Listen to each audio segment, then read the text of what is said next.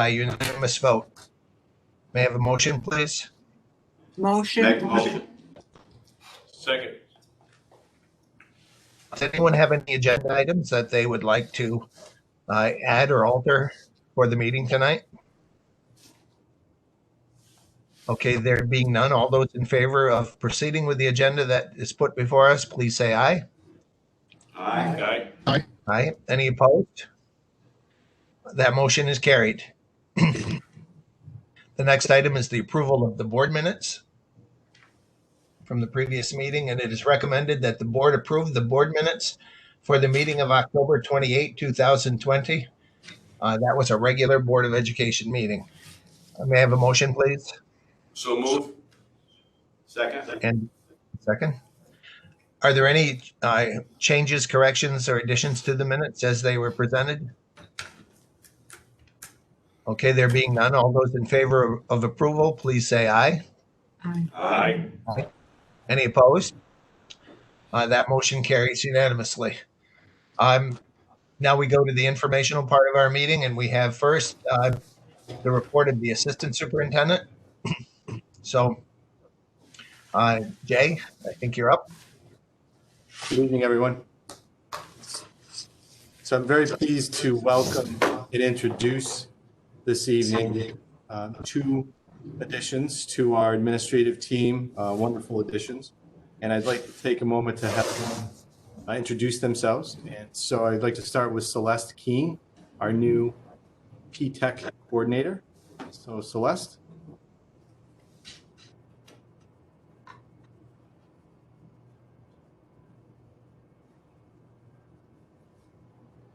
I think you're muted. Can't hear.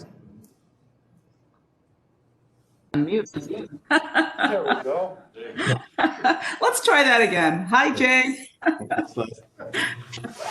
Thank you for the invitation to be here. I just want to thank also Dr. Ziskin and Dr. Holmforce and you as well, and appreciate the opportunity to say hello and to introduce myself to the board. Celeste, you want to just share a little bit about your background, educational background? Sure, be my pleasure. So I've been in administration for about 15 years, and I have a background in special education administration, and I also most recently was an elementary principal in a K-5 elementary school.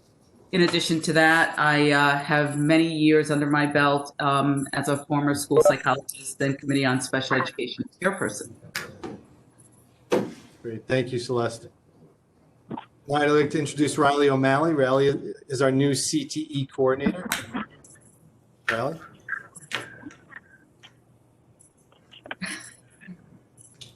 Can't hear. No volume, Riley. Did Mike let you borrow his headphones? Is that what happened? So I'm going to just tell a quick story as Riley's getting ready. So we did our interviews for CTE coordinator virtually. Riley was the first person we interviewed, and it was actually our first interview virtually as well. I will say for the first 8 minutes, we did this. He buffered, he couldn't have sound. And I will tell you, after he came on, it was like he didn't miss a beat. It was very impressive, and it showed that he had flexibility and could roll with things. So Riley, we'll come back to you when you do have volume. The best thing you could do right now is just show Jack. He has a baby boy. Jack's about 3 months old, I think. He's adorable. So Christine, can you unmute, turn on mute, Riley? He'll probably come back on. So why don't we take a few minutes again. Celeste is the administrative coordinator in the newly reorganized P-TECs. And I don't know if any of the board members have a comment or a question or a welcome for Celeste. We thought it would be good for you to be able to meet the new administrators like we typically do. But there's the star of the show. Stole the thunder there, Celeste. So I don't know. Can you hear me now? Welcome or a question for Celeste about how things are going at the P-TECs. Does anybody have any questions for Celeste before we, it's hard to follow this when Jack's on the screen. Right? Well, we can hear you now. Oh, I'm muted. We can hear you now, Riley, so go ahead. Thank you, Dr. Siskin. That worked so well in my interview. I just wanted to try it again for everyone here. So, my background is I've been a social studies teacher for several years. I've kind of had a little bit of every world in terms of education. I was at Gloversville for a leave. Then I went all the way over across the section to Granville for a year and taught there, and then went back to my alma mater, Lansingburg, and taught for several years. This is my first stint in administration. I'm very, very happy with it. It's gone really well. So, I think the biggest highlight so far has not been one certain thing. It's just how much our staff, whether it's administrative, teaching, counseling, support staff, bless you, has just stepped up. Like no one has ever said, hey, that's not my job. That doesn't fall in the realm of my responsibility. So it's been honestly an honor to be here for the last 5 months, and I'm looking forward to sticking it out. I just want to add that I concur with you, Riley. There's a great sense of community and a great sense of team in this organization, and it makes me grateful every day to come to work. And the students are really wonderful and amazing, and they're challenging, but I enjoy every minute of it. I truly do, and I am honored to serve them and you. Hi, Harry. I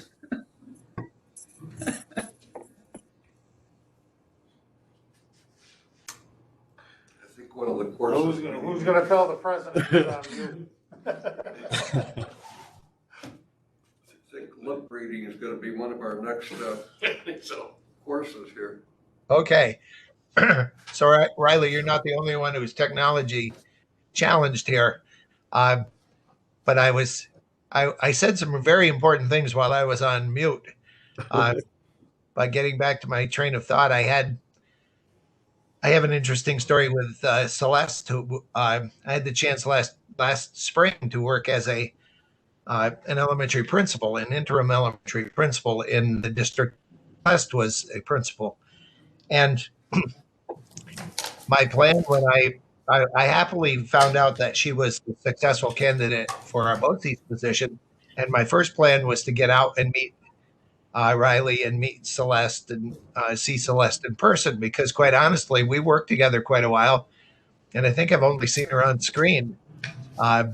So it's a little anticlimactic, Celeste, to see. It's great to see you, but a little anticlimactic that it can't be in person. But I'm hopeful that the light at the end of the tunnel here is coming, and we can get a chance to see both of you. We want to be sure that you are welcome to our school. We have one of the smaller BOCES, and as such, we don't have necessarily all of the resources that maybe BOCES like Cap Region or some of the larger districts might have. But what we do have as our greatest resource is the personnel that serve our children, and having the two of you come on board is really in addition to the resources that we have to offer the children of our area. So where we make up and where we lose sometimes in size and in the ability to maybe offer some things that we can't simply because we're a smaller BOCES, we certainly make up for with the personnel and the people who are dedicated to our kids. So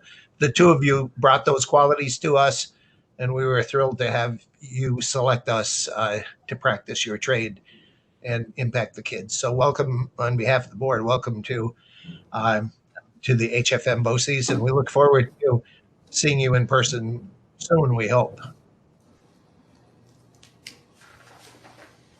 Thank you. So Riley and Celeste, if you don't mind just staying on for my report, I just want to make sure there's anything that I missed about P-TECH and CTE. So I just want to give a brief update to the board. With CTE, Riley, you're in the middle of the program presentations where you've gone to schools and or had the sophomores visit our campus, right? And I know that's been a modified schedule, some virtual presentations as well. And I think it's gone pretty well given the environment we're in.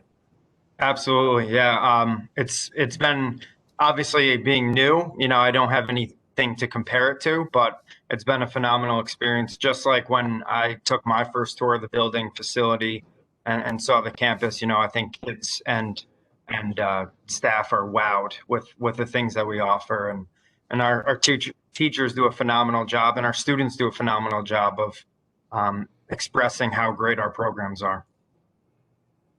Also, we have 5 programs that are going to be up for SED program reapproval this year. And I know you're going to be starting work with that in January with your teams. Thanks again, Riley, for being with us. Thank you, everyone. I appreciate it. Celeste, with P-TECH, we have some exciting news. I believe there's 8 students who should be planning to graduate this January with their associates.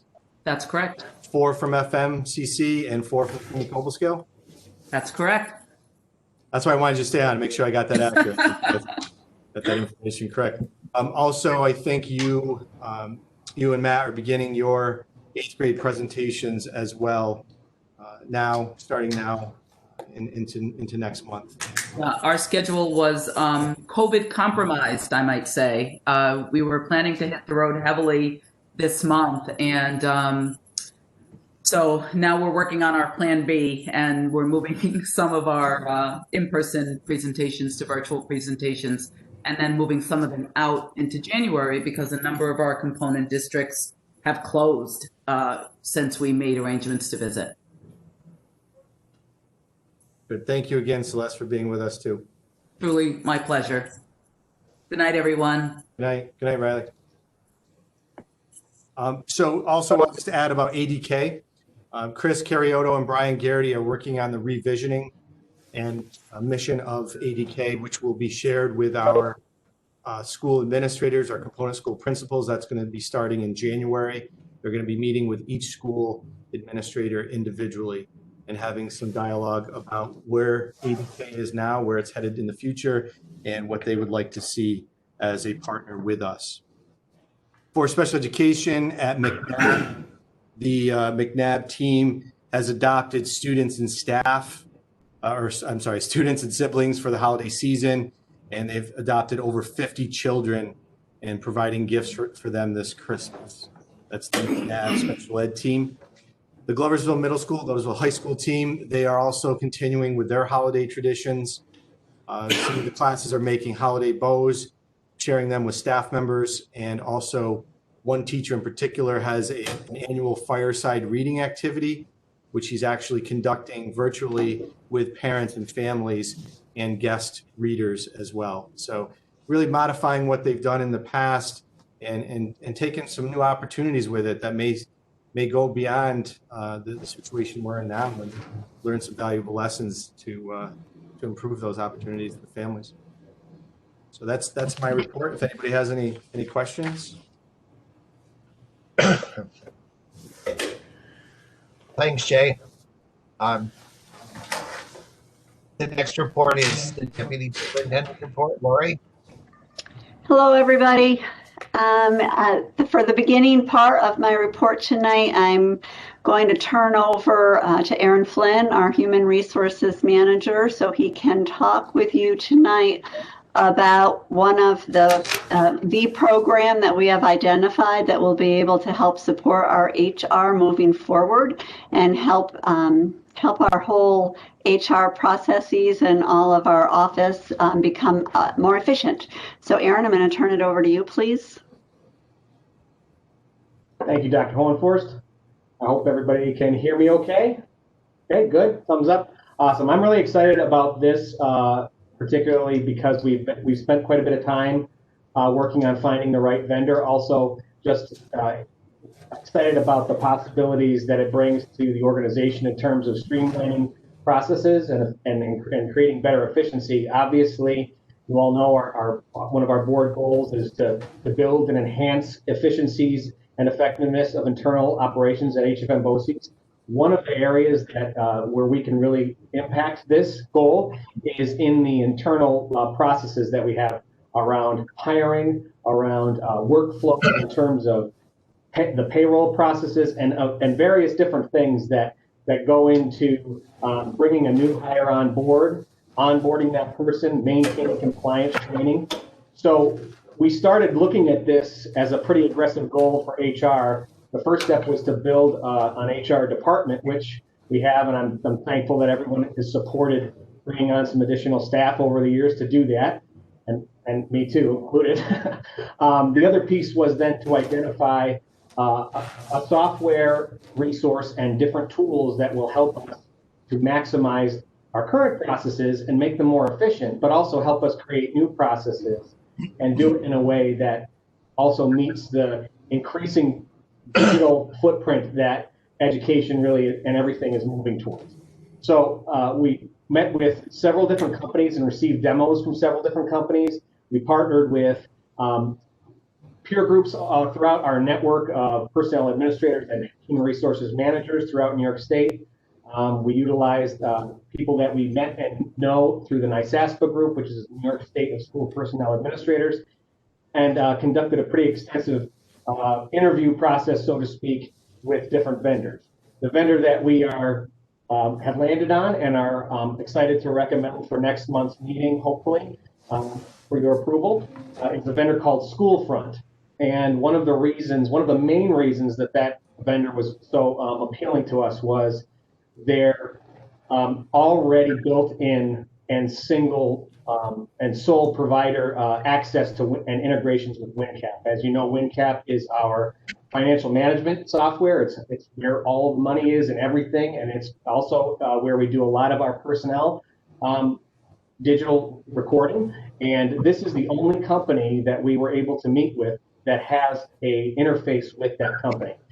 Ironically, quite a few of the individuals that moved on to eventually form Schoolfront were WinCap employees. So ironically, a few of the people that we wound up meeting with when we met with Schoolfront, some of us had already met them as representatives from WinCap years ago. So that is a huge selling point for this company. Some of what we're going to get from this, one is customizable, a more efficient process management in terms of hiring and recruiting. So we'll have the application process, the application dashboard, postings, all listed on our website, where candidates can go and review the open postings and apply directly on our website without having to go to other third-party entities such as Indeed or LinkedIn or Monster.com. And then we also have a very accessible access to that list of candidates.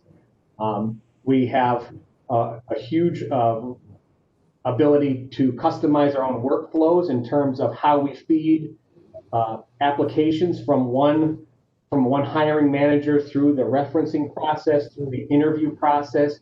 And it's done without necessarily having to trigger something through an email or through a manual process like picking up the phone or making a phone call or a text, which is what we do a lot of the times, and saying we want to interview these people. We have an ability to customize that process digitally and create a workflow that requires less manual steps on our end. The system itself is very user-friendly. So if I'm an applicant and I'm looking for an administrative position or a teaching position, when I go to our website, I can search the openings by title, by that type of the type of position that I'm looking for, and then I can apply to multiple applications. And it's much like OLAS or other entities where you build your profile and your profile is in that database. Once it converts to our use in terms of reviewing the applicants, it becomes also a very easy process. We have the ability to dramatic.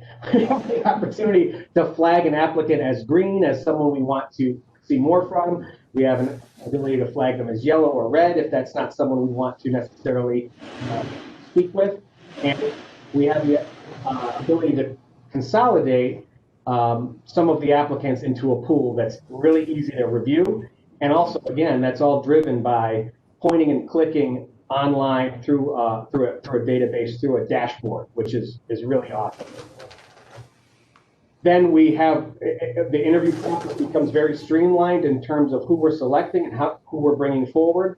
And once we've made a selection, instead of an onboarding perspective right now, and Christine can attest to this, right now we have 3 or 4 individuals who have to schedule a meeting, schedule time to meet with a new hire. And they're more than happy to do this. They do a great job with it. They provide a lot of good information for that employee.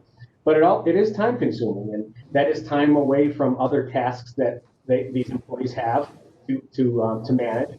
And one of the great parts about this process is we can digitize that in a way that's secure, where the information and the data is housed in a secure manner and a secure database. And then we can literally push a button that says, send onboarding packet. And all of that information goes in a neatly packaged email to the candidate with the steps they need to take to come to BOCES to sign their paperwork and get ready to start their new job. Aside from that, from all of that, that's really a lot of what we're getting in terms of the actual implications in terms of hiring. We'll have the ability to customize workflows for things like per diem pay forms, for hourly pay forms, for really anything we want, requests for leave, rather than an employee right now who has the need for FMLA leave. They have to try and find time to coordinate time with Christine to discuss what options they have for FMLA. And then there's some things that happen behind the scenes between HR and in that respect. They can fill out a form that starts the leave request process. It becomes much more automated and much more efficient. It's a huge reduction in paper-driven processes. It will be an eventually big reduction in terms of rework, in terms of having multiple touches with the same process. A lot of redundancies will be removed, and it will help us in terms of accountability for tracking things such as emergency contacts, compliance training, annual training, annual employee statistics such as married, unmarried, that type of thing, eventual capacity for involving benefits enrollment, and many other future possibilities. And one of the biggest things, as I said before, in terms of that drew us to this company, not only is it the connection to WinCap, but also the customer service that we received and gleaned in the bidding, or not bidding, but in the demo process. They were very interested in working with us. They're a new and innovative company, and they've been asked by several companies to come up with different processes and different modules for their product. And as they do that, they work through those kinks, and then that becomes something that is now available to all of their customers. And so there's a lot of accessibility in terms of being able to get someone to help us when we have questions, and they're really eager to help us out. And finally, one big piece for this will be, when I said reduction of paper, they have a pretty extensive records management process where they actually send employees to us to work with us to our digital file, all of our current paper files, and create a digital hierarchy for those files, and they scan them in for us.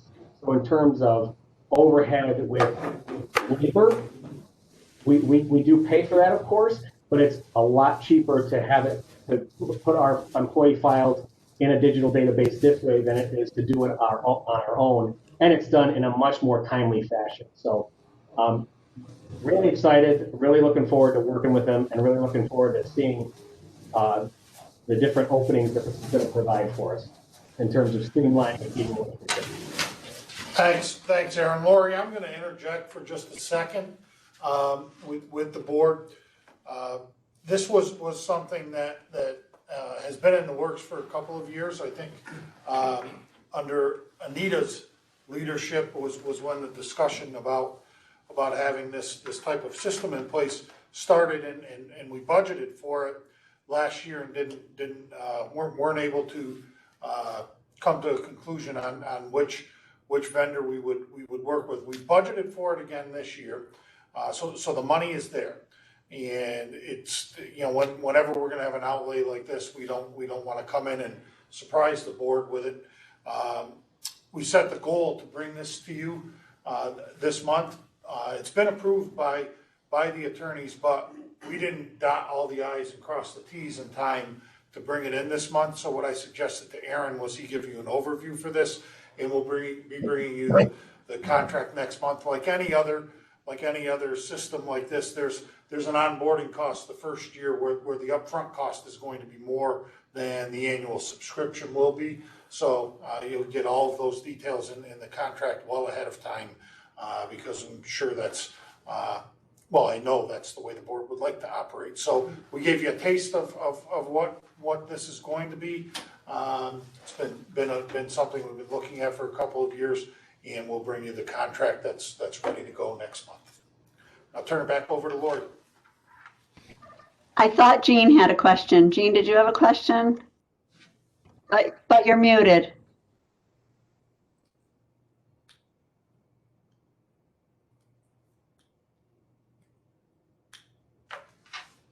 Jean, we can't hear you. Can you hear me now? Yes. Yes. Just going to ask Aaron if he wouldn't mind coming and straightening out my files. That's my only question. And he's smiling, so I know that's not going to happen. But thank you anyway for the good ideas. So, Aaron, thank you for presenting that information and your diligence in trying to find the very best product that will suit our needs. It has taken us a while to make this decision, but we didn't want to make a hasty decision and not be happy with the product once we have it in place. So this is something, and Aaron and I have talked a lot about this, that we will be able to key up certain things at the beginning, the baby steps at the beginning, and then we will be able to build and continue to enhance our HR processes, and I think that's going to be very beneficial. So I will take just a few minutes to talk about our technology update. So beginning this past summer, when we were finally all back in the office, but even before that, we were looking at upgrading a number of things. So you will recall, you will know that we opened up this building in 2006. And some of the items that we had in this building had reached end of life, one of which was our phone system. And so I am happy to say that our phone system the old phones have been taken out. We have the new phone systems in place.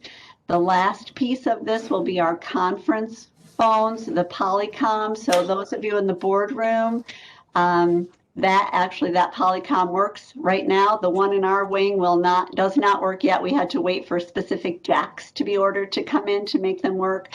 But we are I am anyway, I'll speak for myself, so happy with the new phone system and how much better it operates in terms of having conference calls just with our phone system, and how easy it is to use. Every day I feel like I find one more button on that phone system that I'm like, oh, this is great, I can do this now. So that was a huge project. We went out and Kathy Lewis was involved with all of those. We had presentations from vendors, but that was a great project to upgrade because our phone system had been in since 2006 and it needed to be replaced. In the boardroom, for those of you in the boardroom right now, and as you look around and you know our physical setting is different, but another technology project that just wrapped up about a month and a half ago was the transition from the distance learning room downstairs upstairs into the boardroom with all new equipment.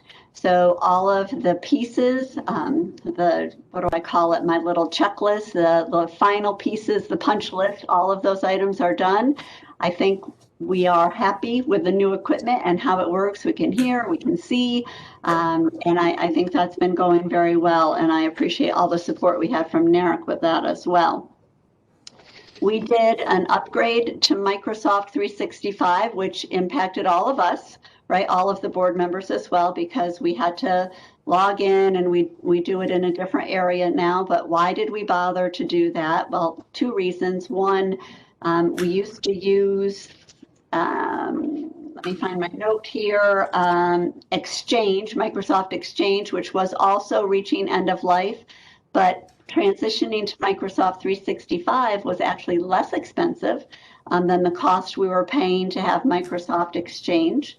And it links into all of the Microsoft programs, which I remember Jay was delighted when we were switching over to the system and was a huge proponent, and I hope he's still enjoying that whole process. Two other quick pieces.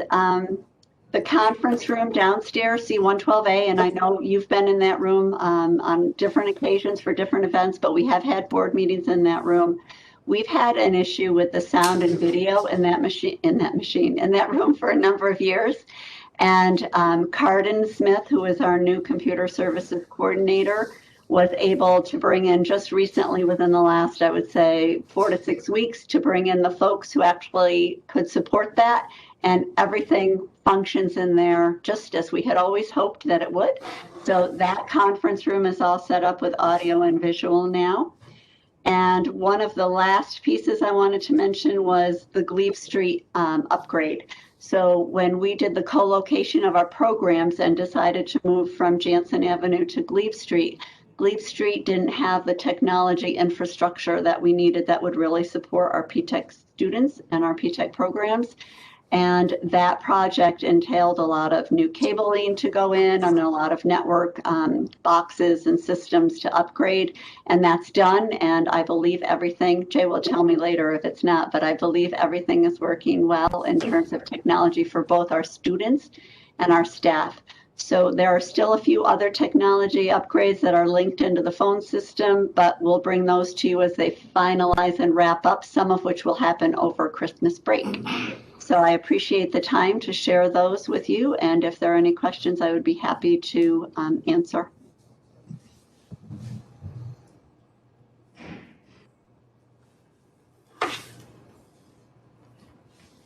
We did some wait time. Back to you, Dr. Brooks. Okay. Dave, your report is next. Thank you, and thanks Lori and Jay for updating us on the work that you're engaged with. There will be some overlap with my report as I review our organizational progress towards the targets that we've set. Everything's driven by that mission statement and the core beliefs that we identified last year, and can certainly say again that we are living that mission statement the last 8 or 9 months. We are responding to the needs of our component school communities, and more. I think that our folks internally are coming to understand that that's our role, and so are the stakeholders in our component districts. But this idea of this mission statement and the corresponding core beliefs really do drive our work. So I wanted to give you an update on where we are with the organizational goals. Goal 1, to enhance our regional partnerships within our BOCES and with the school districts and community stakeholders. I speak to you on a regular basis and give you updates about the work that I do on a weekly, if not sometimes daily basis with all of our chiefs. We truly are in constant communication with one another throughout the region, and we're also getting great support from Jay and Lori and the programs that they oversee, but we're also getting terrific support from our regional partners, in particular with the local health departments. Each group of superintendents in our 3 counties meets on a regular basis with the representatives or the directors from their corresponding Department of Health in their county. Now, the State Department of Health has not given blanket directives to these health departments, so there are some nuances, some small differences in how the different counties deal with things like contact tracing or other requirements associated with the COVID-19 pandemic. But what we've come to realize is there's merit in ongoing communication, and I compliment all 3 directors for their willingness to work with our superintendents. Jay represents our superintendents in the Montgomery County meetings, or represents our organization in the Montgomery County meeting. I periodically sit in on those meetings, and Lori and Jay participated today in a meeting with the Fulton County Health Department. The Hamilton County folks kind of got it figured out with just the very few number of students that they're dealing with and staff. They've got a great relationship up there. So I do feel good about that. I also will share with you that I have been involved in quite a few discussions, and they're both very accessible with the leadership of the government in each of the counties, with Matt Ossenfort's the county executive in Montgomery County and John Stead in Fulton County. We've got the health directors, collaborating with our superintendents and their COVID coordinators, and Matt and John and I kind of talking about things at a global level as well. So it's not easy. Sometimes we are operating, I wouldn't say from competing perspectives, but we've got different roles. And their role is to make sure that this pandemic doesn't spread, and our role certainly is to support that and make sure we're doing things safely. But our role is to educate students in the best way we can, and as long as it's safe, we want to see those kids in as many in-person settings as possible. So I appreciate the partnership and collegiality that we've developed with the health departments and with the county executive and county administrator in Fulton County. Also, the governor charged all the local police agencies in the state to initiate a reform process that they need to complete, a reform study process that they need to complete by, I think it's April 1st. And Sheriff Smith in Montgomery County and Sheriff Giardino in Fulton County have both taken this very seriously. And Jay has been a member of the Montgomery County Police Reform Committee, representing our organization and frankly schools throughout the county. And I've taken the same role in Fulton County and been participating in their discussions. And what has happened is they each have solicited input from different stakeholders that are represented on the committee, and they've developed surveys that will drive their report or reform work. I believe the Montgomery County survey is already out. I received the final draft of the survey from Sheriff Giardino, and I'll be sharing it with the schools in Fulton County, and they hope to solicit some feedback and move forward with some meaningful information and adjustments as necessary in their agencies. And this certainly is consistent with some of the work that we're doing. I have started to engage in some conversations with a local advocate,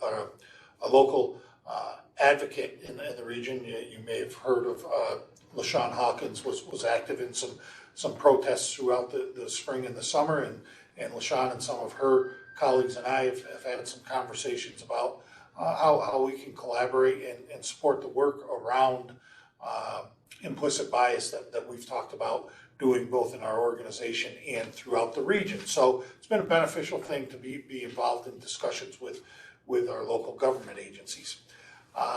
The next bullet, I kind of transitioned into it. The next goal was to enhance our role as a regional leader and advocate. Over the past 2 months, there's been a lot of trepidation, not just in our region, but throughout the state, as far as the fiscal situation and the aid, the discussions around the possibility of different aids from the state being withheld at up to 20%. Thankfully, that hasn't happened in too many aid categories, but we have identified some areas that we need to be aware of. And one of them, I think we're seeing some movement that will benefit the region, or certainly not hurt the region schools in the way that it could. And it's around the transportation aid related to the meal delivery and the device delivery that occurred last spring. If you recall, schools were compelled to do so, to receive their full allotment of foundation aid by Governor Cuomo. Well, the Division of Budget announced in early November that there was not a mechanism to reimburse schools for those transportation expenses. Most of our schools in our region count on that money. Most operate at a 90% aid reimbursement ratio for transportation expenses, so it would be quite a blow if that didn't occur. I think I updated the board in a Friday update that this was something that was front and center on the interim commissioner's radar, and it appears that it's led to some discussion that, fingers crossed, is going to be productive. It will take a statutory change to allow for those reimbursements to occur, but I think it may be on the way. So as I'm reading the room, did anyone have a question on anything so far? Just want to make sure that I don't talk right through you. And the next piece was the implicit bias work as far as being a regional leader and advocate for those who need, who have traditionally been maybe unrepresented. And I identified a book study that a colleague, BOCES, had implemented, and it was in the Southern Westchester BOCES. Did quite a large book study around this book, Be the Person You Mean to Be, by Dolly Chu. She is a professor who works with MBA students, but she wrote this book, and it has to do with recognizing your own biases and being intentional about how you would grow in this area. She takes an interesting take. She says we need to stop worrying about being good people, and maybe we should think about being goodish people. Because if your goal is to be a good person, that means you don't make mistakes, and there isn't room for growth. And she connected this to the work of Carol Dweck, which I know some of our administrative team is probably familiar with, and you will be too. I think you will recognize the terms.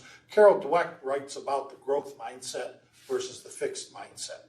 And the idea is, are we finished products? And if I'm not a good person now, well, what are the implications for that? And we talk about our ability to grow in a way that we improve. No one wants to say that they have biases. But if you take a step back, and we're not talking about conscious biases, but sometimes unconscious biases, and that's what this book attempts to build people's capacity to recognize that they do have areas to grow.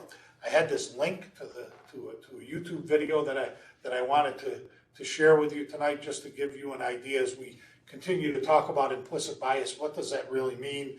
And I think that this resource, Be the Person You Mean to Be, is going to be something that we work with internally here. So I wanted to introduce you to that. But Lori commented on all this wonderful technology in this room, but I have not figured out how to run a video and have the sound come over for you. So I sent you a video previously in a Friday report.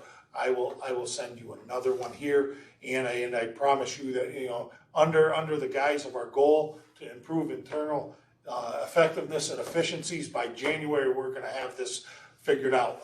We're going to work on your video goal. We're going to work on the video and the sound, but this is to support the work that we plan to do in the region to both improve as educators who maybe don't recognize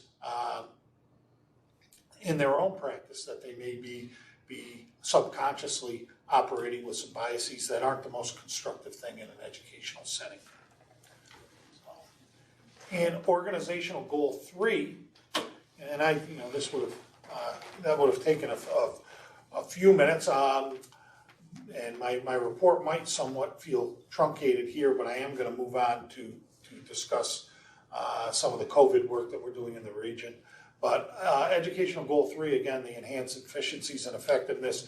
Aaron did a nice job of talking about how we're trying to build our efficiencies and also our effectiveness in bringing the board personnel recommendations and make sure that we are operating within the expectations and parameters defined by the commissioner's regulation in New York State labor law. So I think we are going to continue to always look to improve it in that area. Mentioned for a minute, just to give you, to remember where we are with this, we're operating, projecting a budget gap of $14.5 million. Waiting for the dust to settle, I guess, after the election. It's been in the news that there may be some federal relief coming to states. What that will translate to as far as New York's ability to make those aid payments in full is what we have our eye on. And I don't mean to minimize any aid that's been withheld to date, but I would just call your attention to the March bar in the graphic. There is the largest payment by a great deal in New York State occurs with the March aid payment. So the monies that may have been held back are not as significant as if there were a 20% holdback, as you can see at the top portion of that bar, if there were a 20% holdback in March. So we're hopeful that the ship gets righted and perhaps aid will flow as we hope.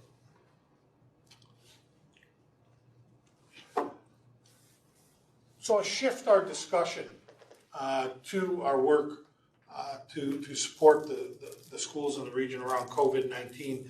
This is a quote from Governor Cuomo that he made this statement this past Friday. It's reflective of some comments that have been made over the last couple of weeks as it seems to be becoming apparent.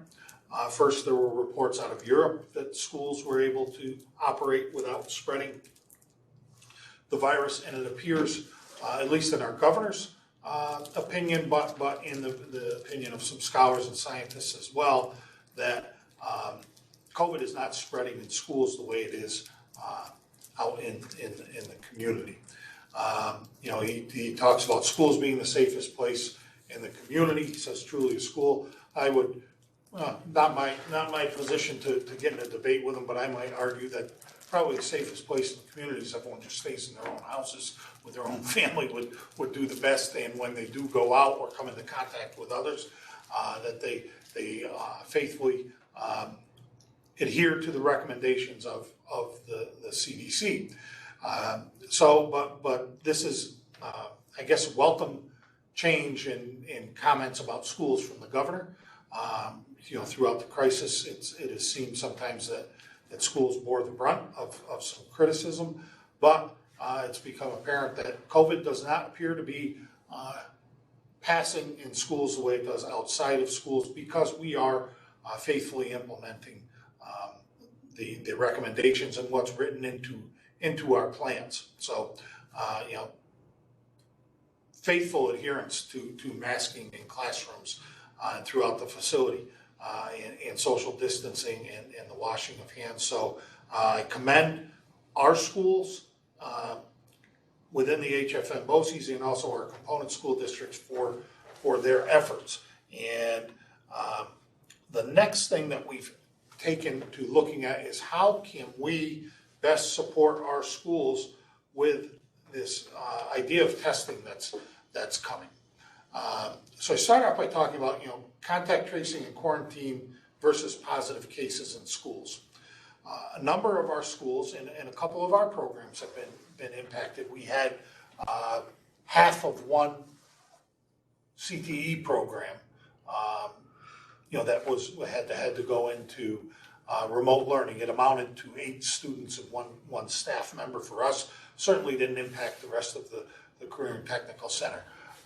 At the Glebe Street P-Tech, where the 9th and 10th graders are, we shifted to remote learning.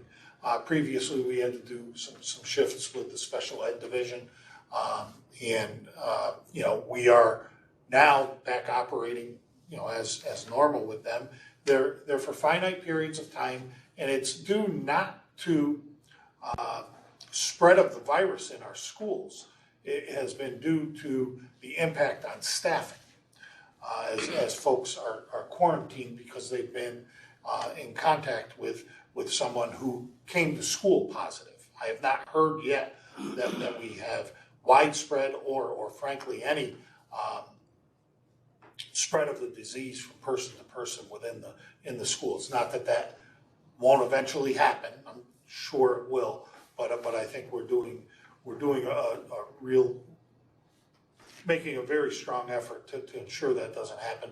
But also within our component school districts, some of them have made the decision in the interest of keeping a continuity of instruction to shift to remote learning when they are overwhelmed by the contact tracing and the number of staff who are quarantined make it prohibitive to offer instruction for a defined period of time. And I spend a great deal of time talking to our chiefs about this, and one superintendent in particular commenting about his commitment to in-person instruction and his desire to return to in-person instruction. But when you have 68 faculty and staff that are quarantined, and none of them have tested positive yet, but it doesn't change the fact that they're quarantined and not available to teach in person, they can't really run a school building that way. And that school was brought up in Perth. I had many discussions with Mr. Tomlinson, and he was comfortable with me sharing this with your group. He's got a couple of hundred, over 200 students that are quarantined because of contact,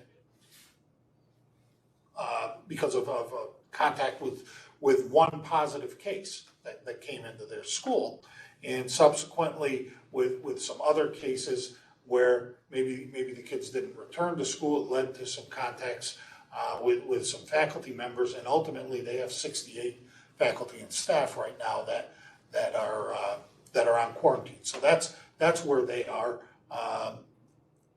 And their intention is to return to in-person instruction following the break. Our Montgomery County schools haven't had the degree of disruption that the Fulton County schools have had as far as testing. As you can see, it's been a sprinkling. There certainly has been more of a shift to remote in Fulton County, but all the superintendents really share the same feeling and belief that the best place for our kids, if it's safe, is in our schools. So along those lines, we've started to talk about what will happen should we move into a yellow, orange, or red zone along the governor's color-coded designations. And had a conversation with Carm earlier in the week where he said, can you give us a little more information regarding those zones? So that's what I've got here. If you start at the bottom, these aren't in order, but there's a reason I put the yellow zone down at the bottom, because I'm not sure what will happen if they still will designate yellow zones, or if they will just go straight to orange zones. But if we were designated a yellow zone because a combination of metrics that include available hospital beds, my understanding is the target there that becomes the point of no return, so to speak, is if we're reduced to just 10% of our beds available in the region, and that combined with an average positive testing rate over the 7-day average. Could go into a little more detail for you with that. There's one more piece to that, but when that gets over 4% for 7 days in a row, actually it's 10 days in a row when that average is over 4%. That's another metric. However, there are regions around the state, and you might even be able to say that ours is one of them where that's already the case, and we haven't been designated as yellow yet. But let's say for the sake of argument, we do become a yellow zone. We then need to either shift to full remote learning, or we can test 20% of our in-person and hybrid students and staff over a 2-week period. So 10% per week. If that comes in below the community's percentage, so if the community's percentage has been 5.6%, and that comes in, I would guess 1% or lower is what has been happening in schools around the state. We can stay in person. That doesn't address what happens when we do have a positive case, contact tracing kicks in, and our faculty and staff are quarantined. So what it means is we're going to need to be nimble if we truly believe the best place for students is in the school buildings when they can be. And there are certainly superintendents in our region that have expressed that opinion. It will mean we may be remote for a week, 2 weeks, then we will come back and be in person, and we may have to turn around and be remote again until this works itself out. The orange zone at the top, this is why I think it may be that we're not necessarily looking at becoming a yellow zone.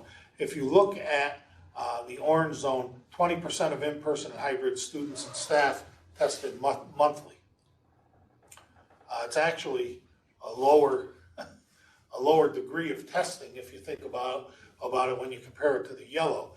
And the reason we think it's doable is really what it turns into, and the guidance suggests is that they want you to do this evenly, and they want 5% of the students and staff tested each week, so that it ends up being 20% by the end of the month. Now, for months, we have said we're not getting in the testing game. And frankly, it's because we didn't understand exactly how it would work, and it wasn't being communicated that tests were going to be available to schools. That changed as we moved through the month of November and really picked up. I think you've heard some of the I posted some of the governor's rhetoric where there is this idea that we do want students in school if it's safe for them to be in school. So what is available to us are these Binex Now tests, and I shared a video, I think, previously with the board of how that works. It's a 15-minute test. It does not require a lab. And what occurs is we schools build individual teams to collect, record, and evaluate the samples that they take from their students and staff. So we're going to need to work with parents for consent for their kids to be tested. We have to become a limited services laboratory. In most cases, in more populous areas, the counties are all limited services labs. That's not the case in our counties, and they have been doing huge amount of work. I mean, they're 7 days a week. They're flat out, but they have small staffs. They're not set up for this. This is not an Albany County, Erie County, Monroe County type of situation here with that type of resource. So we can and we have applied to become a limited services laboratory, and then we can order enough tests to administer on a monthly basis to the students and staff that we would need to stay open. We also need to identify and train who is going to be involved in this. We need someone to check students in. We need someone who's trained to take the sample. That's 2 nasal swabs. And then we need someone who is then trained to administer the solution to this card, wait 15 minutes, read it, go back to the person who checked them in, and we keep a running tally in this Excel spreadsheet that we will eventually upload to the state database, similar to how immunization records are uploaded. Lori has taken this on in a way that I'm not sure I understood what I was asking her to do when I designated her as the COVID coordinator, because she's not just the COVID coordinator for our organization, she's really a leader for all of our districts and a resource for all of them as well. And it's changed her life in a way. I think she's prepared for it to go back the other way, but right now we don't see that coming. But she's really done a great job and is creating resources every day for our folks to use that help them understand and actually help them carry out the daily requirements of making sure that we are adhering to all the guidelines that we need to in reporting and communicating with the departments of health the way we need to. So Lori, I'm going to put you on the spot because I went through all of this, but you've got as good or better understanding as anyone in the region about this. Is there anything you would add or anything I missed? So one, it has changed my work a little bit, but I will say this. I've had great interactions with all of our nursing staff, the districts, the departments of health. We've developed really great communication channels, and I'm happy to be a part of that. I'm interacting with people in ways that I didn't have an opportunity to before, so I'm thankful for that. The testing piece that Dave was just talking to you about. So our school physician, Dr. Comer, had to sign off on all of the application materials. We applied for our main BOCES to be the limited services laboratory. And then each of our locations where we have children and staff, they're sites that like an arm off of the main mom, right? The octopus, and then all the arms hanging off the sides. So Dr. Comer was great. He's supportive of this, and we were able to submit all of the materials. The interesting piece, as Dave mentioned, I think the most important thing to remember is the testing. We can put this plan together and we can have people trained. We already know what it should look like in terms of what the testing should be and the PPE that the nurses have to wear and the record keeping. But I don't know if it will be that will impact us the most, is what Dave's been mentioning a couple of different times, is the impact that the quarantines are having on us. So I hope we have an opportunity, never thought I would say this, to be in the testing business. But in order to keep schools open, I think it's a really, it's an important piece. And I think, Dave, when we talked about it before, a couple months ago, we thought there was going to be a huge expense and we were going to have to send samples out to labs, but there isn't an expense to us now. We'll be able to use our own staff and train them. And there is no test to us to get or cost to us to get the test cards. And we also don't have to send them anywhere. You just wait until you get the result on the card and then you record the result. So I think it's something we need to have available to us. So I'm glad that we've made that decision to apply. Yeah, I mean, to echo what Lori said, it could be that it's testing. It could be that the governor just, he's hinted at more restrictive measures that may be taken that may or may not involve schools. If it does, it does. But we're preparing for this like it will happen. If it doesn't, it's one more thing we did that ultimately we had to shift. And I just want to make one more comment. As we talk about the impact of quarantines, I want to make it clear we're not questioning anyone's judgment as to who goes into quarantine. We've had those discussions with all of the superintendents and all agree. The Department of Health makes that call. We are not in a position to question whether or not someone should be quarantined. It's just the impact of those quarantines make us shift to remote learning, and that's okay. We'll do the best job we can with remote learning. We just happen to think if there's an opportunity to do this in person and a desire of parents to send their children to us in person, we want to attempt to do that. Is there a protocol in some way of determining which kids and which faculty are selected to be tested? Is it by age or is it random? It's supposed to be somewhat random. It may be defined on who we get consent from. Yeah. So, that's the type of thing where just a week ago, we were saying, we don't think we want to get into the testing game. But then again, like I said, that the messaging changed, and here we are, and we went from having the discussion with the chiefs, is anyone going to try to become a testing site? No, schools don't do that. Well, there's possibility of staying in person if you do 5% of your kids per week. Do you think you can handle that if we give you the tests for free? And they said, well, yeah, we would want to do that. So, and again, it's a local call. There may be some districts who ultimately say, we can't do that. We're preparing. I think everyone is going to make the application. That doesn't mean every school will ultimately do that. We've made a commitment here throughout the year where we said we will do as much in-person instruction as we possibly can. We offer 100% in-person instruction to our CTE students, to our special ed division, to our P-TECH kids. The only place where we don't have the option for a student to attend every day is Adirondack Academy. They go on a rotating week schedule, and they are remote one week and in person the next.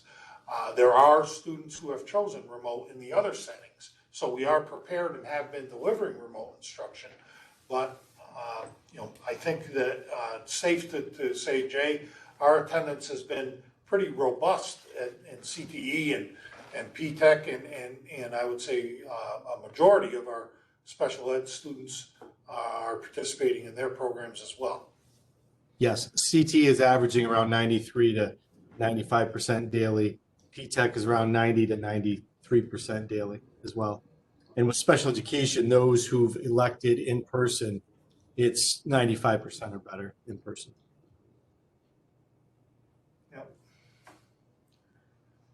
So any questions around where we are, Carm? We had a quick discussion earlier in the week, and I said I'd lay it out there for the board. Do you have any other questions? I have a question on there. Is this testing model being implemented or promoted throughout all our component districts, or are they doing different things?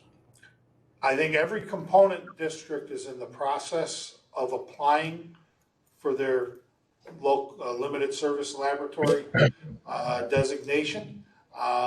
Whether every single one determines that they're going to do that, they're doing it so the option is there. There may be some that are less optimistic than others about it, but every school has the opportunity to do it. Now, like I said, in more populous areas, it's a little simpler where the county may have an infrastructure where they can handle some of the logistics for the districts themselves. Here we've got to do it ourselves here, and we are communicating, modeling, sharing. The component chief, sometimes it's us sharing and being the leader, but I'll be honest with you, there are a couple of schools that got out in front of us on this and did a good job of helping us come to understand the process. So I think that you'll see schools that will do this should the opportunity and the need arise, and maybe there will be schools who say, we choose not to. I know what my barometer says right now, until I see different evidence, I would want children in school. And we will try to do that. Should evidence present itself that we have spread in our schools, then that's a different conversation.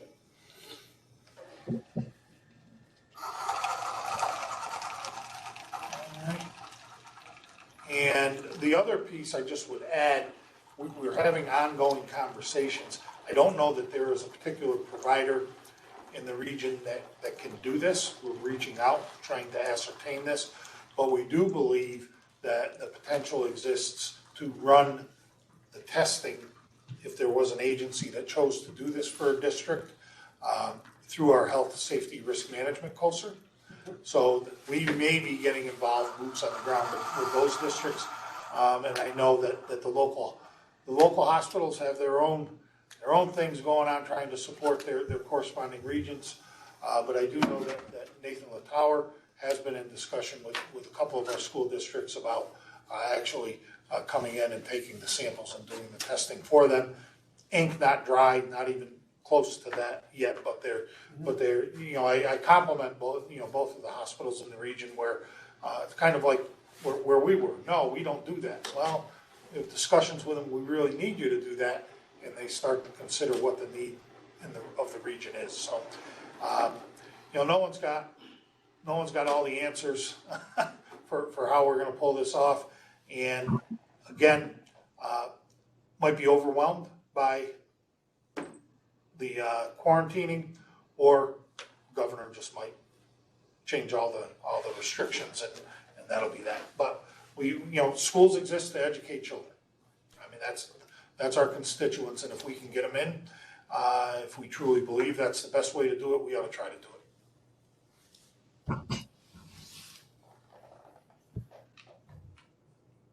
I think when you talked about, Dave, those testing, that's really the key, I think, for any of this.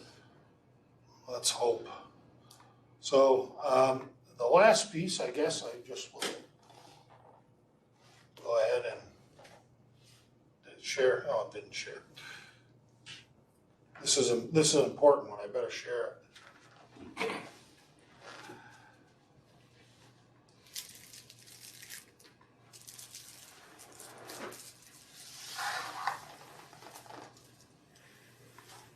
I just close it with, we're trying our darndest to partner, advocate, and lead in this region. So,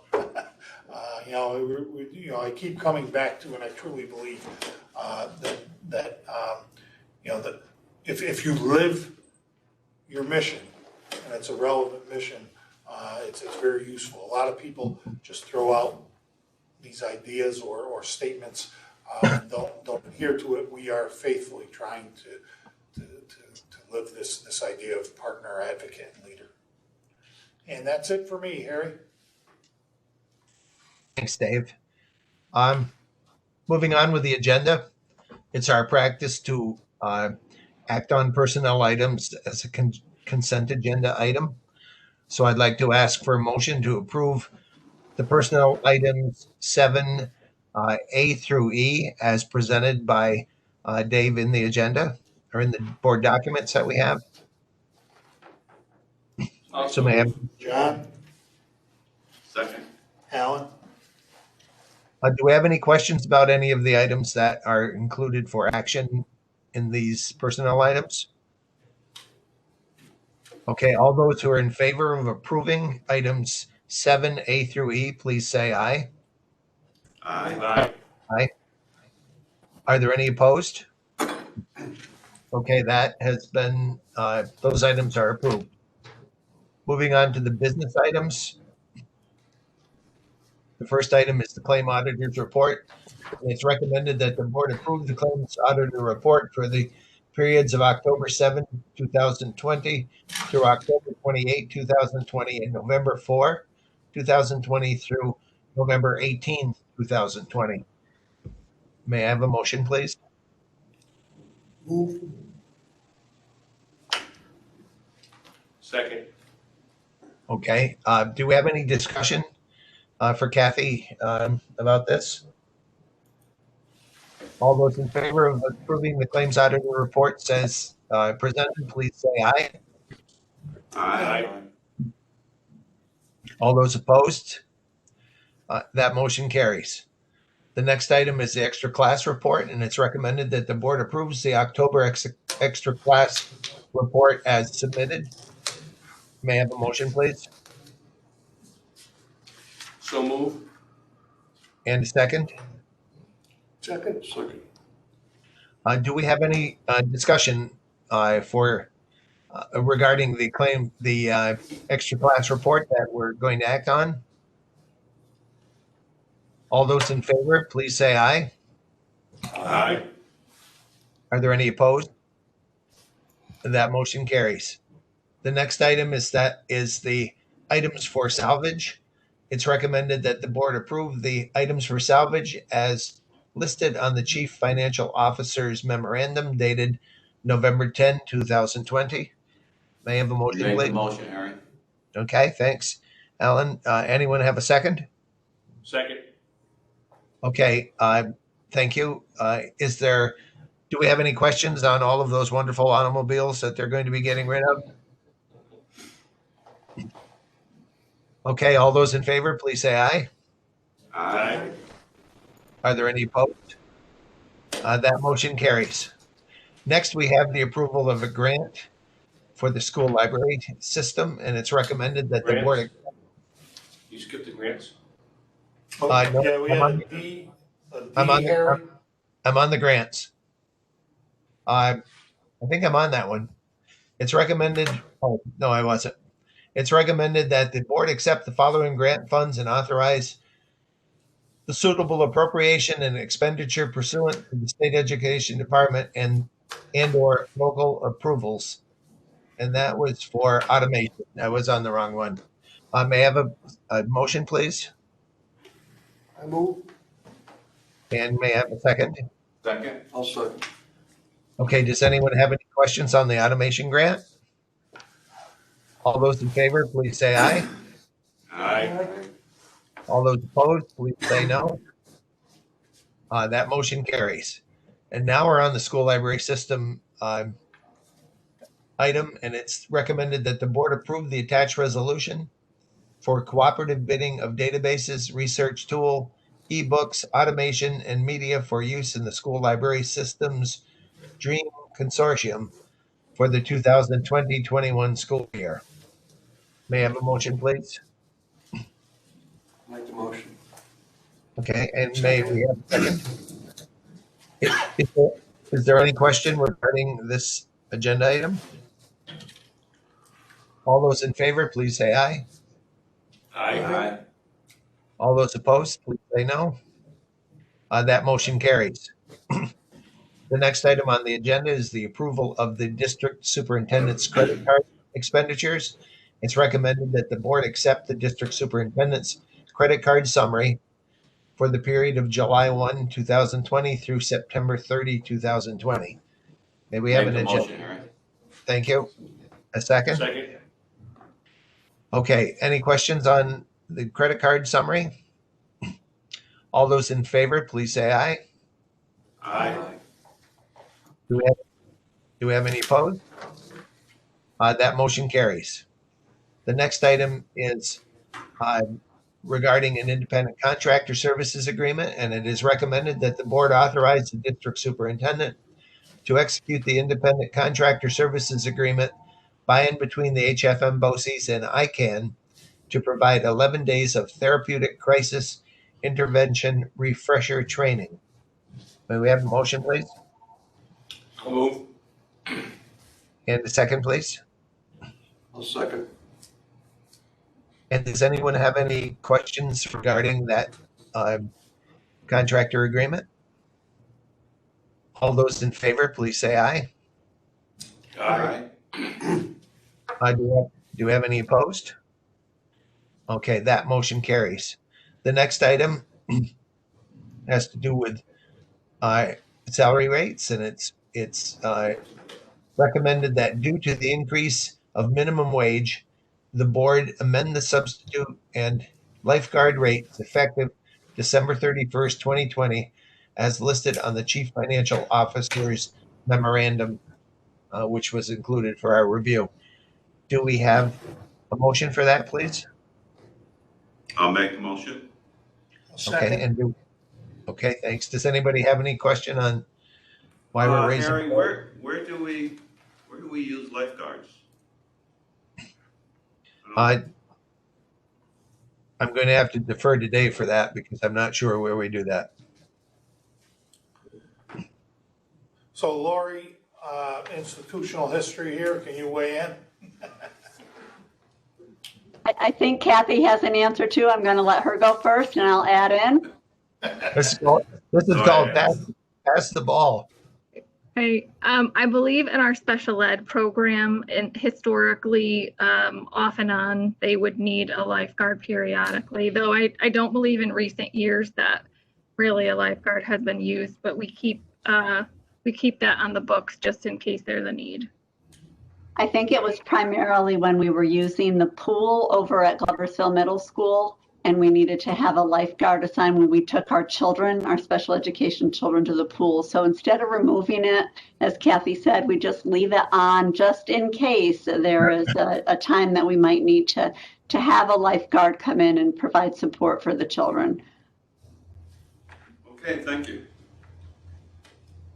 Any other questions? Okay, all those in favor of this resolution, please say aye. Aye. Aye. Any opposed? That motion passes. The next item is called the Gold Service Agreement, and it's recommended that the board authorize the district superintendent to execute the Gold Service Agreement by and between HFM BOCES and I'm not really reading the name of the elevator corporation here, to maintain the hydraulic elevator in accordance with the terms and conditions of the agreement. May I have a motion for that, please? I'll move that. Do we have a second for that? Second. Do we have any questions other than the name of that company? I think my eyes are not the greatest. It's Thiessen Group. Okay. Oh, Thank yeah. you. All right. Any questions? Any questions about that one? Okay. All in favor? Aye. Any opposed? That motion carries. The next item is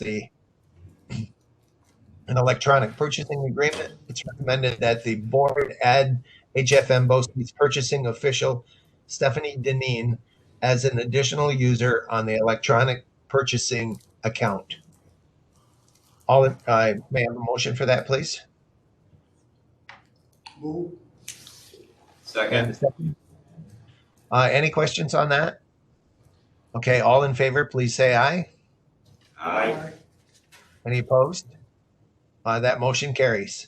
The next item is an agreement with T-Mobile, and it's called. It says the board recommends. It is recommended that the board authorize the district superintendent to execute the T-Mobile Project 10 million agreement program by and between the HFM BOCES and T-Mobile USA Incorporated to accept and purchase wireless mobile services and or devices from T-Mobile, and T-Mobile agrees to provide the services and devices to HFM BOCES as listed. May I have a motion for that, please? Move. And a second? Second. Do we have anyone who has any questions about that agreement? I was a little intimidated by the title of the plan until I got down to the pricing. Then that's kind of. Yeah, I hear you there. The name's scary, huh? Anyone else have any comments? Okay, all those in favor, please say aye. Aye. Aye. Any opposed, please say no. That motion carries. Finally, under new business, it is recommended that the board dissolve the Career and Technical Education Criminal Justice Extra Class Account Fund and transfer all remaining funds to the Auto Technology Extra Class Fund account. Can I have a motion? Okay, second. I'll second. Does anyone have any questions about that? All those in favor, please say aye. Aye. All those opposed? That motion carries. Moving now into other business, we have a calendar item, and it's recommended that the board adopt the revised 2021 school calendar. May I have a motion, please? I'll move that. And a second? I'll So, second. Gus, second. Gus. Gus, okay, thank you. Do we have any questions on the revisions to the calendar? Or Dave, you want to explain why we're doing that? yeah, just with the situation with COVID, many of our component schools felt it was wise to move away from the superintendent conference days that were spread throughout the school year because they needed the time at the beginning of the school year with their teachers to prepare for the remote hybrid environment. So we followed suit, and we did the same. So essentially what this did was it just took days that were superintendent conference days and made them regular instruction days. And we brought everyone in to start their school year on September 1st. Certainly was without students initially. So it's just a move of superintendent conference days because it didn't make sense to leave them in it. We want to provide the most instruction that we can. Okay, thanks. Anybody have any questions? Other questions? Okay, all in favor of the revised calendar, please say aye. Aye. Any opposed? That motion carries. The last item of other business is the approval of the first reading of 3 policies. It's recommended that the board accept the following policies as first readings. Policy 1101, records management. Policy 5305, protection of student, teacher, and principal personnel information. And policy 7102, student medications. May I have a motion for those 3 policies, please? Make a motion? I'll second. Do we have any discussion or comments? I had one item on the records management policy, which gives Lori another job. I know Lori's the records management person, but I'm wondering if the policy might specify, as the data security policy does, that the records management person is designated and appointed by the board so that we don't have to continuously revisit this policy if personnel changes. So rather than have, a specific name, I think at the annual meeting we make that appointment. So that would be the only item that I would raise as a question. It's obviously not a big deal to me. We're hoping that Lori remains in that position for the next 20 years, but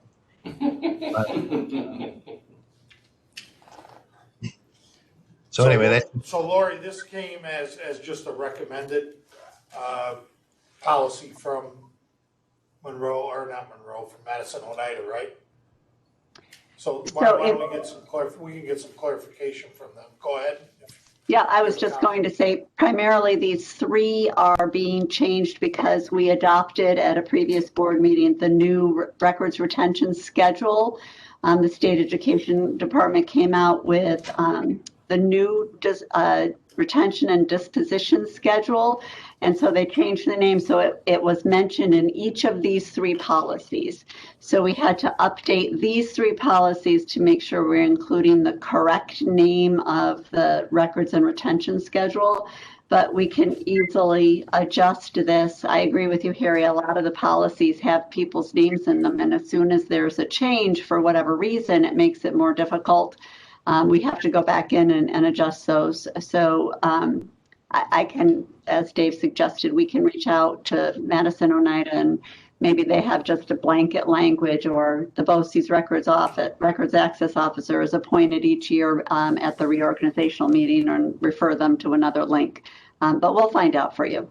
Well, we can just tell them to correct it and send us a fresh copy that we can include next month. they seem to do it in the next policy because they state under they list the data protection officer. So apparently we're going to have a data protection officer, and then they indicate board designation, and that states upon the recommendation of the district superintendent, the board will designate a data protection officer. The designation shall be made by formal action of the board at a board meeting. So I think that, that policy makes it, really gives the authority to the district superintendent to recommend to us, and would never really have to be updated. But in the first policy, we would really be bound to keep Lori in that position, with for as long as we want, Lori. So, No, it makes sense. anyway, you may want to check that out with Madison Oneida and see if they concur. Then maybe for the next reading we might change that.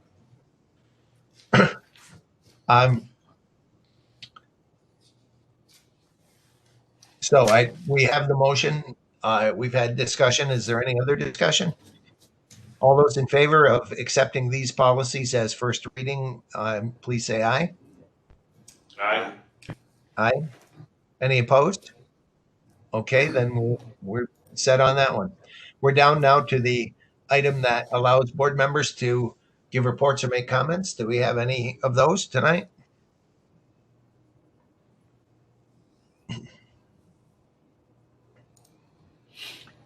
I would just make Gene. I need to Dave. formally announce tonight that my intention to not seek election for another term when it comes up in the spring. I want to make that announcement now so we have time to get the word out so we can get other people interested in promoting their candidacy for that. Well, thanks for announcing that, Jim, but I'm sure it makes us all saddened that you're going to be leaving the board. You've been the main part of this for as long as I remember, and it provided great service. So we appreciate the announcement, but it will be sad when we see you leave the board. For sure, personally, I make that statement. Any other comments by the board or announcements? Well, since Jim mentioned it, I wasn't going to say anything till after the first of the year, but I'm not going to run either in the spring. I was going to wait till after the first of the year when we started, but since Jim is speaking up. I didn't plan to be here personally after the first, that's why. That's true. That's why I jumped on. Yeah, well. Although, the way things are going, I may not be able to leave. That was what I was thinking. Yeah. Maybe we won't let either one of them. I've been doing 9 years, so I thought it was time to maybe move along. Well, I'm sorry I asked for announcements tonight, quite honestly. I'm taking it personally here, guys, because of my leadership qualities that I see you guys are jumping ship on me. But anyway, we're going to wish you both well, that's for sure. And we will miss you. Any other announcements that don't have to do with leaving the board? I do have one, and that is that I really appreciated Jay bringing the two new professionals to meet us. One of the things, I think it's even more noticeable now that we're in this kind of hybrid and distance format, is sort of feeling a little, not just a little, feeling disconnected, maybe, from the real personal aspect of being a board member and being connected to the HFM BOCES program. So having the opportunity to meet people that we've only seen on paper, I think is an important part of the work that we do. And I'm glad that Dave and his team decided to bring these people. I would suggest as we get new employees, at least at the leadership level, that we continue to involve them in making personal introductions like that. I think it was really good to put names and faces together. The other thing I think that we've hoped for, and we kind of see it a little bit in that introduction, is that Jay and Lori and others would be prepared to highlight for us some of the programs that go on, so that we know a little bit more about them, maybe in a remote process like this, it's easier for us to bring students in who can share. I remember last year we had some P-TECH students who came, talked to us about their experiences with P-TECH. So if any board members have particular interest in a program and you'd like to see it highlighted, if you will let Dave know, or I guess Dave would be the most appropriate person, or maybe me, we would try to arrange to bring in, not taking a lot of time, but taking kind of a highlight like we did tonight. Our new administrators, just getting to know the teachers in the program, maybe having them have their students share. So if you have anything of particular interest that you'd like, just let us know and we'll plan that into a calendar for upcoming meetings. Anyone else have any items? Okay, so we have a new agenda item tonight, which is a very short personnel session, executive session, dealing with personnel of a particular employee. So I'd like to have a motion to go into executive session, please. Also move. Second. Okay, do we have a second? All those in favor, please say aye. Aye. Opposed?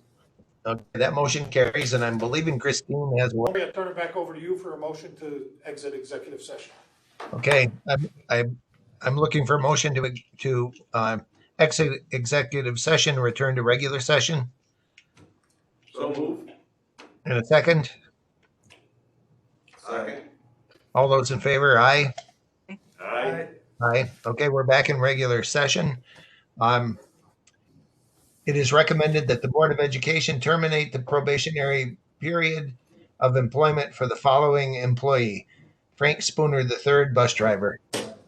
May I have a motion, please? I'll make a So motion. Okay, and a second. Second. And do we have any discussion? Can you hear? All those, Jean? I just, anyone can hear. We can hear you, Gene. Okay. Motion. Okay. She's got you, I think. Yep. Okay. If there's no discussion, all those in favor, please say aye. Aye. Got an eye, Carm? I can see me and I can hear you. I got the screen back on. Yep. So we have a motion for termination. All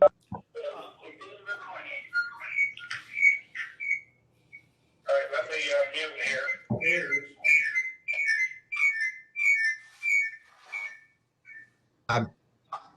So we have a motion, we have a second. All right, I'm gonna turn my phone off. Don't mute, Carm. There you go. We're good All now. those in favor? You're those- back, Carm. Okay, we have the motion has been made and seconded. There's no discussion. All those in favor, please say aye. Aye. Aye. Aye. Any opposed? That motion carries. The only other item that we have is the announcement of our next meeting, which is going to be on January 27th, 2020. And we hope that everyone has a great holiday season and stays safe. I need a motion, Alan, to adjourn. Make the motion, meeting be adjourned. Do we have a second? All those in favor, please say aye. Aye. Aye. Aye. Wow, this is good.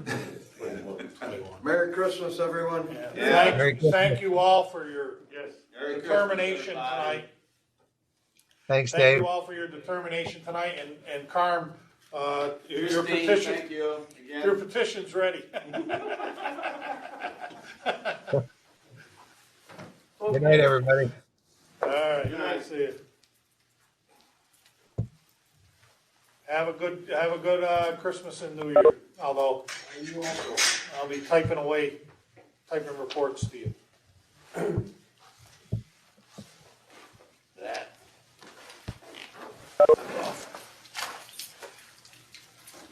So we just need Cardin. I think Cardin can fix everything, Christine. I just hope I have a computer tomorrow. I already sent Carmen an email. Today. And it's, you had to disassemble half the thing. Gee. Well, don't be, Hopefully it comes back don't up. be so sure that you don't hear, and I know it's not appropriate to do so, but you may get asked, are you guys sure about that decision? Because I've loved working with this board. So,